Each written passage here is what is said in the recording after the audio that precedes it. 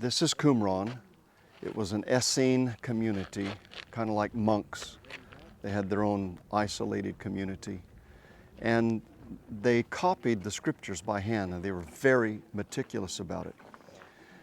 They hid them, probably during the time that the Romans were killing all the Jews in the land and destroyed Jerusalem in 70 AD.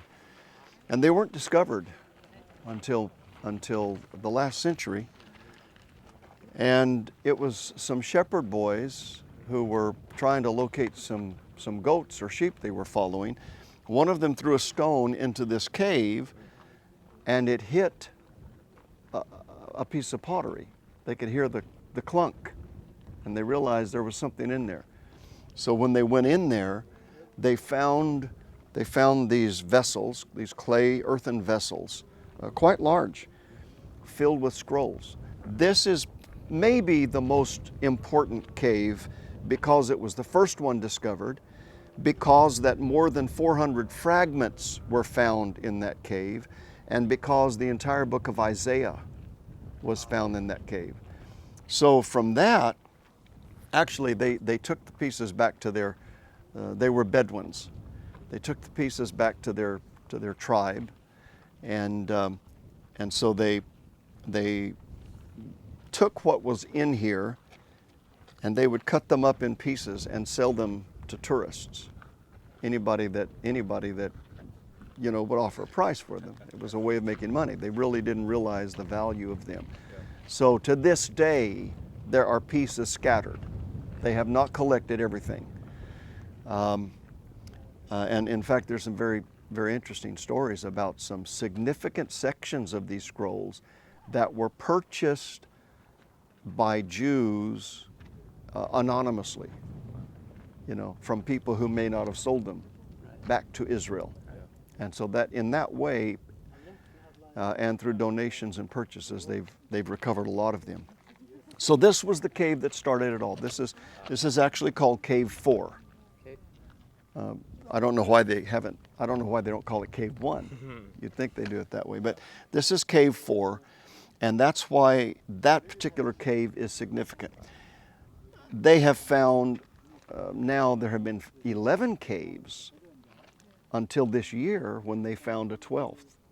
This year they found a 12th cave and found some fragments of writings and scrolls in the 12th cave. So this is where, of course, the book of Isaiah, there were a lot of critics who suggested that the Bible was not accurate, it was not ancient, and when they found the book of Isaiah, in fact, they found portions of every book of the Bible except Esther so far. They have found portions of every book of the Old Testament except Esther. And what it does is it lends credence. Of course, we believe it and accept it by faith, but for those who are critical of the Bible's authority and authenticity, this says, yes, 2,000 years ago, this was the book that they believed, and what we have today is still the same book. Wow. So we used to go to this, see the big cave in the side of the mountain up there? Yep. We used to go there because I was told that was one of the caves. And I'd say, okay, when we're finished here, everybody's got you got 20 minutes to get up there and back. And so they'd take off running. I've been up there, and we take pictures up there. Then I found out that wasn't one of the... That wasn't even one of them. That's not one of the caves, it's just a random cave. It felt good. We got our exercise.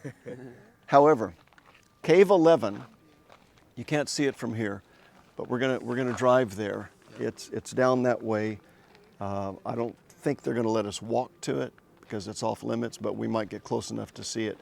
That's significant because that's where they found the longest scroll. It's called the Temple Scroll. And how long was it? I'm not sure. It may have been 40-something feet long, Oh, wow. or Why nearly did they write them nearly so 40 feet long. Elongated.